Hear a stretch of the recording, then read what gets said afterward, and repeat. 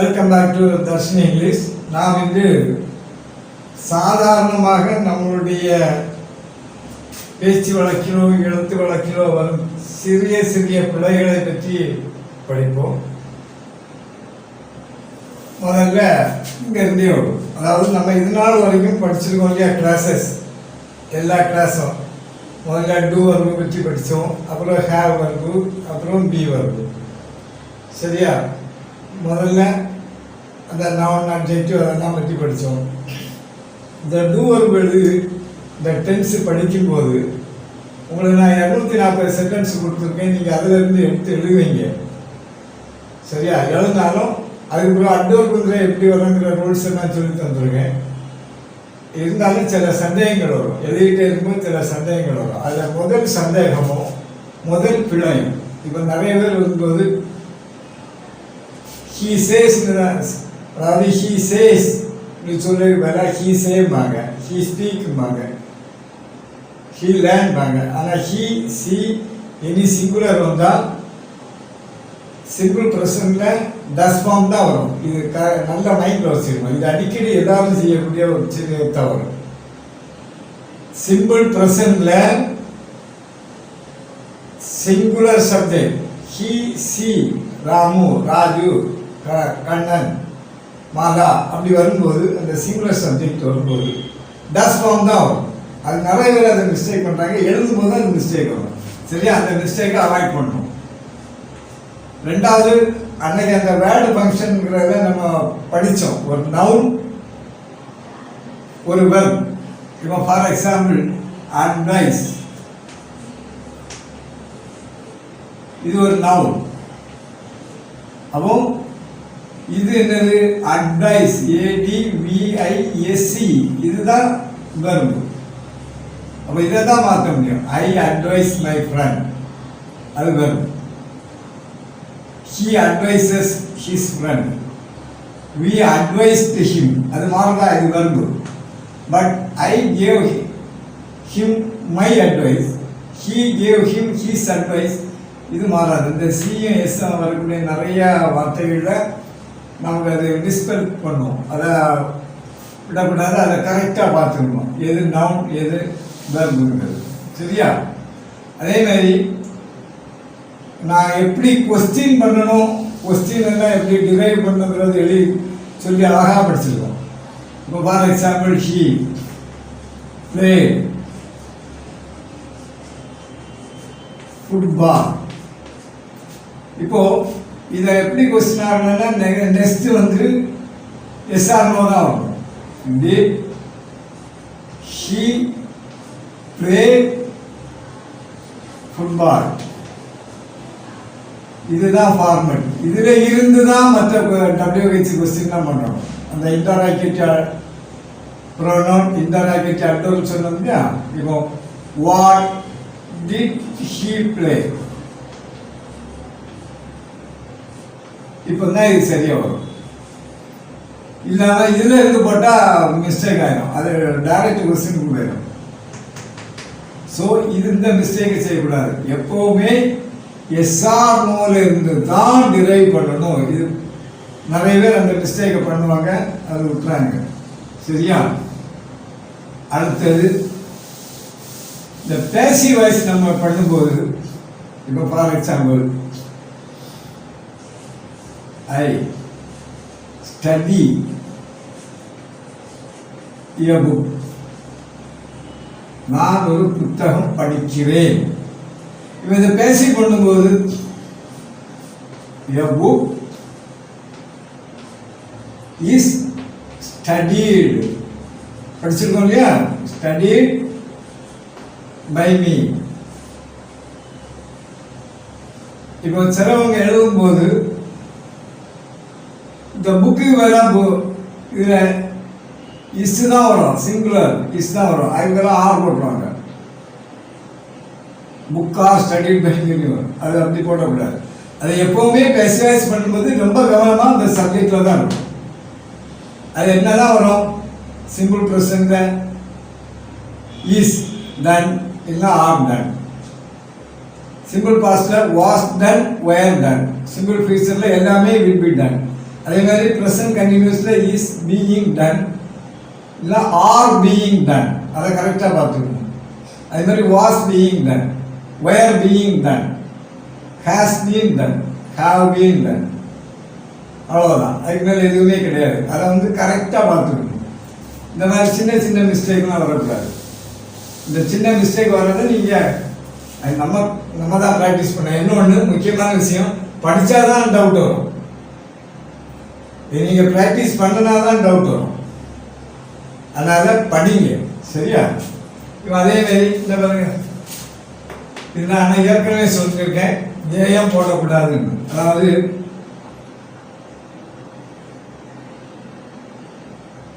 இது மீறிடியது.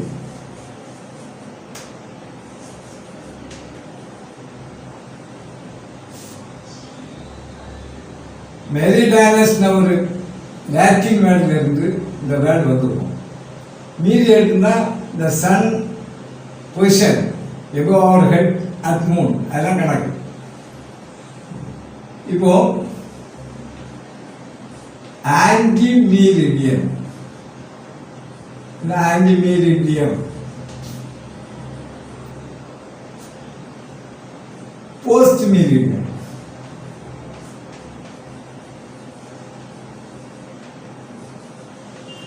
அதாவது நண்பகலுக்கு நண்பகல் 12 மணிக்கு நம்ம சூரியன் மேல இருக்குதுன்னா அதை வச்சுதான் இது கணக்கு, சரியா? அப்போ மீரிடியங்கிறது மூன், அந்த டைம்ல வர்றது. இப்போ இது ஆன்டி மீரிடியம். ஆன்டினா எப்போ? பிஃபோர்.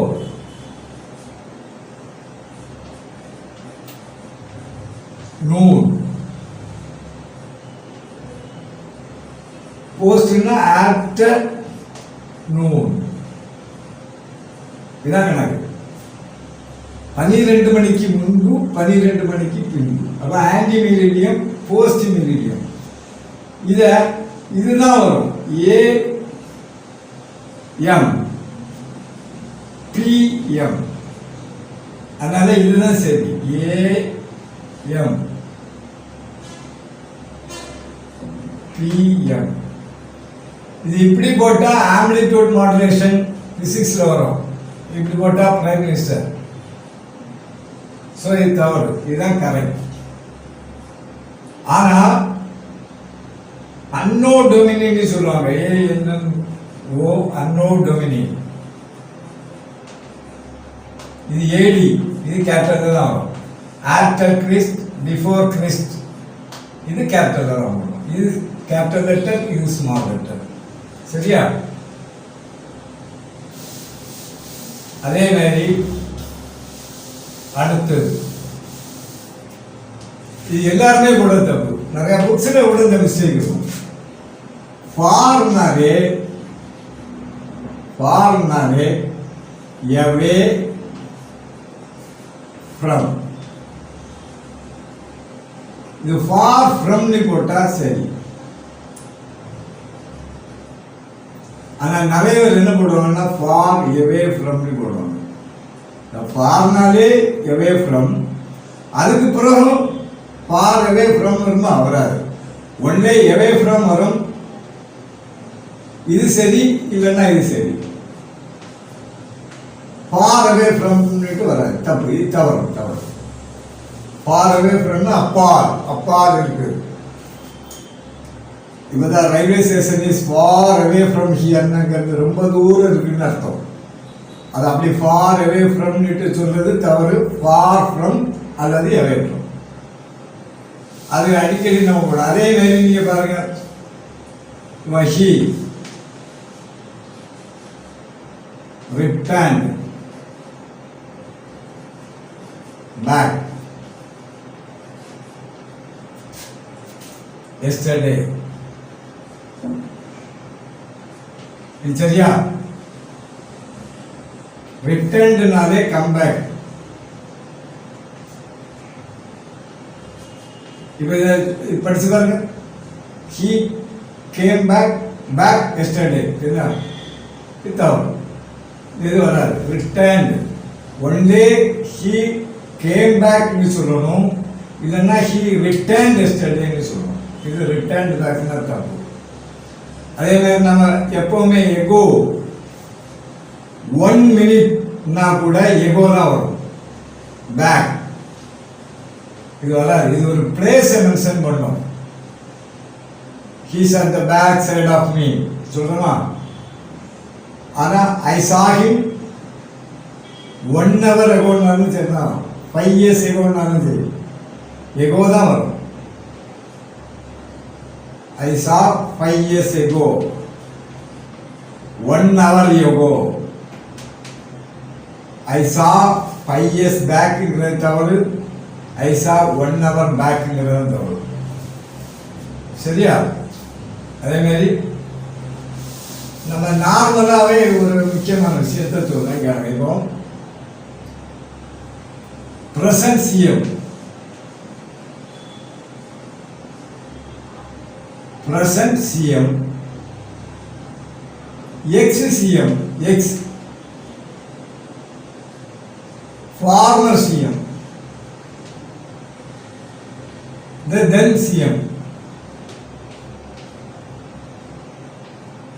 இந்த 4 வார்த்தை நம்ம இதை பயன்படுத்துறோம். இப்போ பாருங்க, இப்போ சிஎம், இதுக்கு முன்னாடி சிஎம், அதுக்கு முன்னாடி சிஎம், அதுக்கு முன்னாடி சிஎம், அதுக்கு முன்னாடி சிஎம்.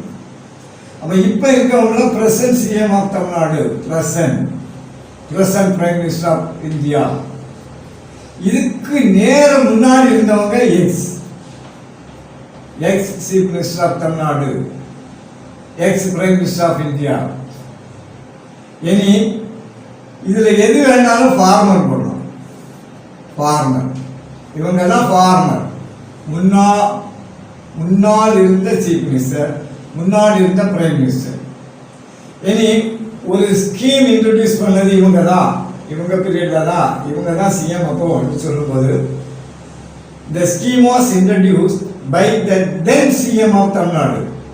then அப்பொழுது இருந்த, அது இவங்களா இருக்கலாம், இவங்களா இருக்கலாம், இவங்களா இருக்கலாம். அப்ப இப்ப புரியுதா? Present ex, former, then. இது தெரியணும். அதே மாதிரி இப்போ பாருங்க, இது அடிக்கடி இந்த மிஸ்டேக் போடுவோம் எல்லாரும். A memo will be given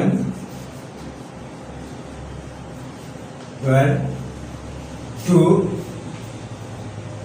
the concerned staff or staff concerned. Staff concerned. இதுதான் சரி. சம்பந்தப்பட்ட ஊழியருக்கு மெமோ கொடுக்கப்படும். அப்ப ஸ்டாஃப், அதே மாதிரி staff concern, teacher concern, officer concern அப்படிதான் வருமே தவிர கன்சர்ன் ஸ்டாஃப்ங்கிறது தப்பு. இது தவறான வைக்கணும், இது தப்பு. கன்சர்ன் ஸ்டாஃப்ங்கிறது அப்புறம் நம்ம அடிக்கடி சொல்றேன், நான் நடந்து போனேன்னு என்ன சொல்லுவோம்? பை வாக் சரி கிடையாது, பை ஏர் சரி, பை பஸ் சரி, பை ட்ரெயின் சரி. நடந்து போனா இதுதான் சொல்லுவோம், on food. I came on food, நான் நடந்து வந்தேன்.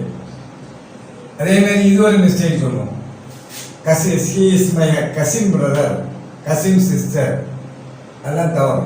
கசின் தான், பெரியப்பா பிள்ளைங்களோ, சித்தப்பா பிள்ளைங்களோ, மாமா பிள்ளைங்களோ கசின் தான் வருமே தவிர கசின் பிரதர், கசின் சிஸ்டர்னா தப்பு. அதே மாதிரி நம்ம அடிக்கடி நம்ம சொல்லும்போது ஏதாவது ஒரு ஹெல்ப் பண்ணாங்கன்னா நம்மளுக்கு தேங்க்ஸ் டக்குன்னு சொல்லணும். அது தேங்க்ஸுங்கிறது ஒரு நல்லா இல்லை, அதுக்கு சரியான ஃபார்ம் தேங்க்யூ தான். தேங்க்யூ தான் கரெக்ட். அதனால முடிஞ்ச அளவுக்கு தேங்க்யூ சொல்ல பார்க்கணும். அதே மாதிரி இப்போ நம்ம சிலவங்கிட்ட கேட்கணும்ல, what's a time in your watch போ, அது இன்னொரு வாட்ச் இல்லை, what's a time by your watch. உங்களுடைய வாட்சில் மணி என்ன? பை தான் கரெக்டா தவிர இன் தவறு. அதே மாதிரி நம்ம I have finished my meals, I have finished my meals. அந்த மீல்ஸ்ங்கிறது தவறு, மீல் தான். I have finished my meal. Meal தான் சரி. அதே மாதிரி இது ஒரு சென்டென்ஸ், இது அடிக்கடி எல்லாருமே யூஸ் பண்ணுவோம். இப்போ this will be done, இல்லைன்னா the scheme will be, the scheme will be implemented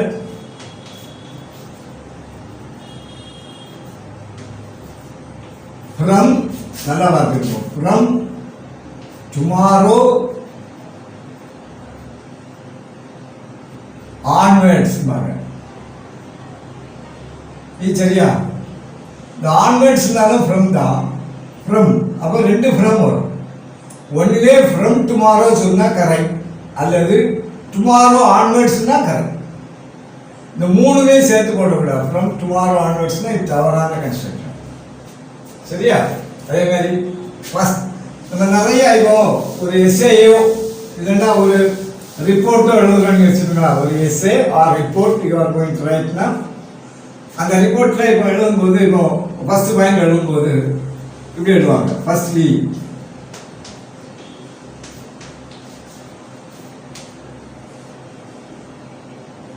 இது தவறு. இல்லை ஃபர்ஸ்ட்லி நீ போடக்கூடாது. ஒன்றே ஃபஸ்ட்டு நீ போடலாம், இல்லை அட் ஃபர்ஸ்ட் நீ போடுவாங்க, இல்லை ஃபர்ஸ்ட் ஆஃப் ஆல்.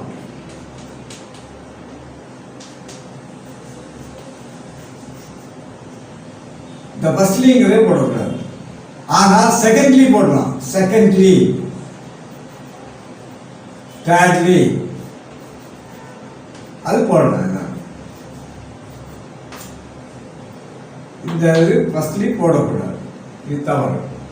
அதே மாதிரி ஸ்டில், எட், ஸ்டில் இது நம்ம என்னென்ன, அந்த ஸ்டில்லும் எட்டும் ஒரே மீனிங் வரும். இன்னும், இன்னும் அந்த கரெக்டாக தமிழில் மீனிங் பார்த்தா இன்னும்ங்கிறது தான் அந்த ஸ்டில்லு தான் எடுத்துக்கோம். இதில் என்னென்னா, இப்போ நான் பேசுகிற ஒரு டைம், இது இப்போன்னு வச்சுக்கிடுவோம்.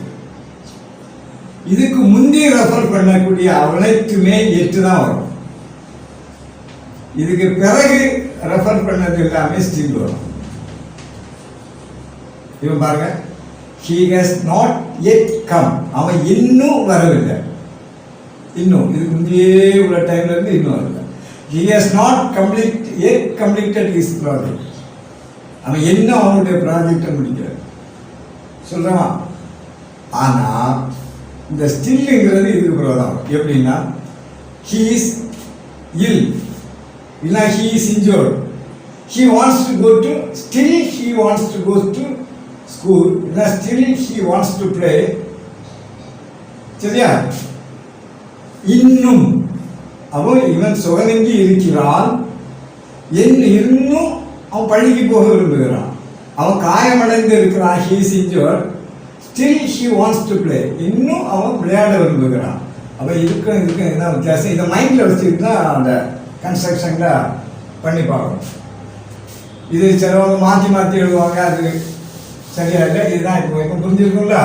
அதே மாதிரி decide, decide டிசைடுன்னா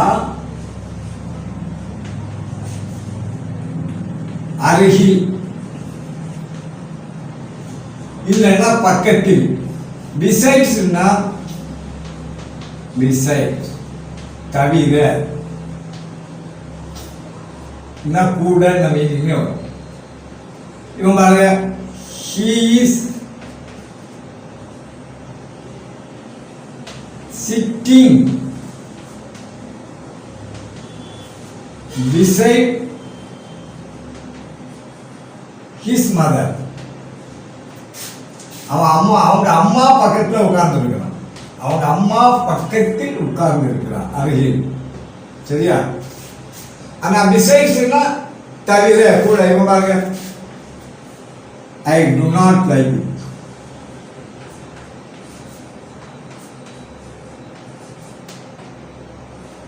Besides, it is costly.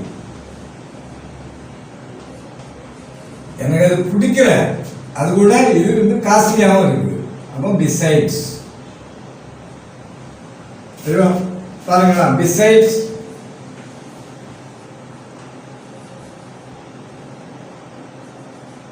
Writing a book.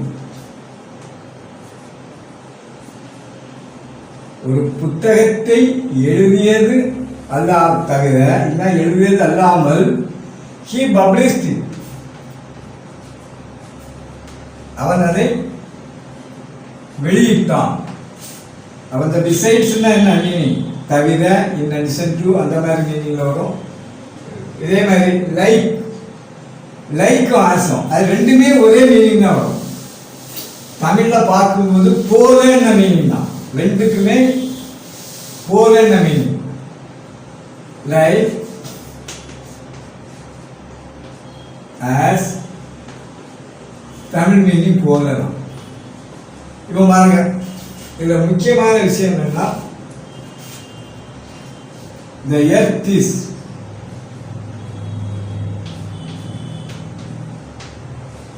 like a ball.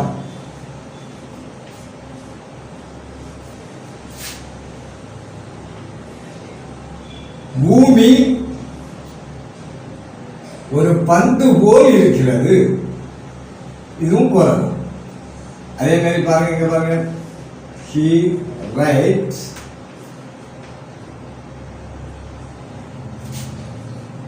as I write. அதே மாதிரி he sings as I sing. இப்போ இந்த ரெண்டுக்கு என்ன வித்தியாசம் தெரியும் பார்த்தீங்களா? இது ஒரு பொருள், இது ஒரு செயல். நல்லா பார்க்கணும். இந்த லைக் வர்றது ஒரு பொருள், ஆஸ் வர்றது ஒரு செயல். இதுதான் இதனுடைய வித்தியாசம். இதை மாற்றி போட்டக்கூடாது. இந்த எர்த் இஸ் ஆஸ் அ பால் இல்லை, அதே மாதிரி he rights like I right தான் தப்பாக. அப்போ இது ஒரு பொருளுக்கும் இது ஒரு செயலுக்கும் பயன்படுத்தப்படுகிறது. அதே மாதிரி பெட்வீன் தான் எமோங்கும்.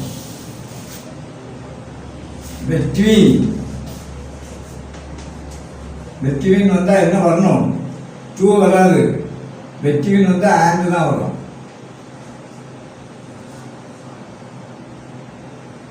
இப்போ பாருங்க, B comes between A and C. சரிதானே? The Vaigai Express runs between Madurai and Chennai. சொல்றோமா? I will come there between 9 AM and 10 AM. 10 மணிலிருந்து 9 மணிலிருந்து 10 மணிக்குள்ள நாங்கள் வருவேன். அப்போ இது between and. இனி இந்த betweenக்கும் amongக்கும் வித்தியாசம் இருக்கு. ரெண்டுமே மீனிங் தமிழ்ல இடையே, கீழையே, அதாவது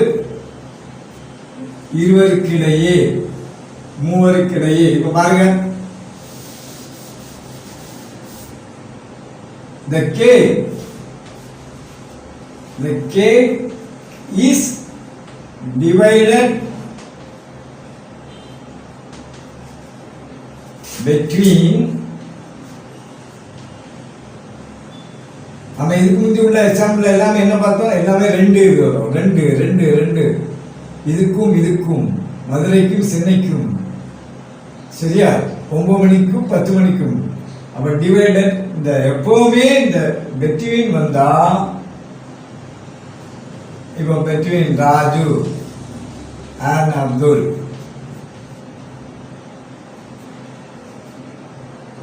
பெட்வீன் ரெண்டு பேருக்கு இடையே. இதுக்கு நாம இதை பார்த்தா இதே சென்டென்ஸ் அப்படியே இருங்க. The cake was divided among Raju, Abdul